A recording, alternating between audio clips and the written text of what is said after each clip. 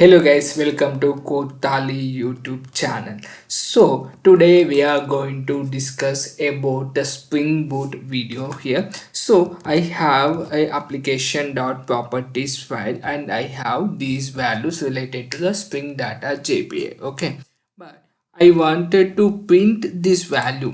Let's say like I am taking this URL and I want to print the value presented in this variable called spring dot data source dot url. Okay, in my application. So how we can do that we are going to discuss as part of the video today, guys. So here I have the controller. If you see, this is my controller and I have the service which is actually implementing my controller.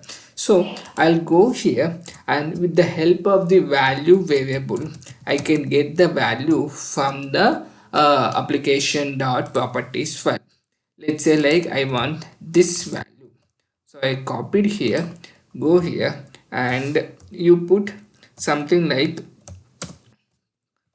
this dollar, then this braces, then you keep this.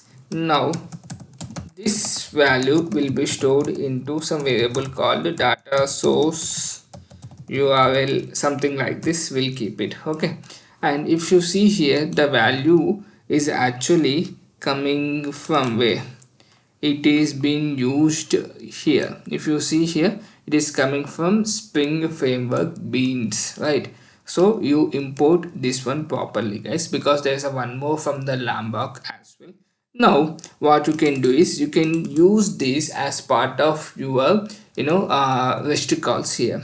So if I go to the controller, let's say like this is my controller, I have this get method, right? So I'll take this simple get method here.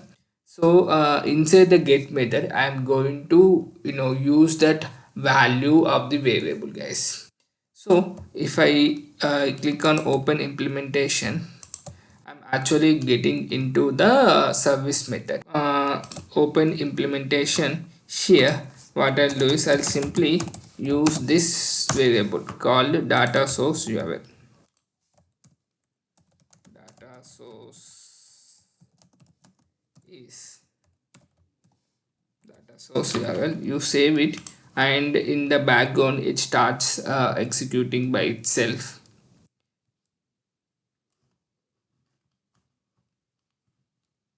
It should start execute. Yes, now you could see it started executing.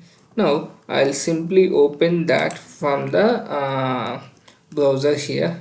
This is my get call, and here in the console you could see we got this value, right? So this is how we can get a value from the application.properties file using at the rate value, guys. So this annotation could be very useful, but at the same time why you will get the value from application.properties, that's again a question mark. Okay, so do explore other videos in my channel, guys. We have few videos on my channel, and if you found it useful, please do like, share and subscribe to my channel. Thank you so much for watching. Thank you.